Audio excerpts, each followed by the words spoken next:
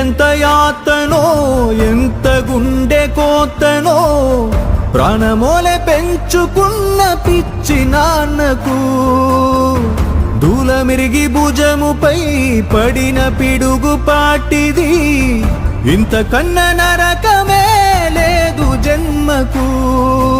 ఇంతేనేమో ఇంతేనేమో ఇంతవరకేనేమో ఇంట్లో నా కథ, ఇంట్లో నీ కథ. అంతేనేమో అంతేనేమో అంతులేని వేదనేమో ఆడపిల్లను కదా.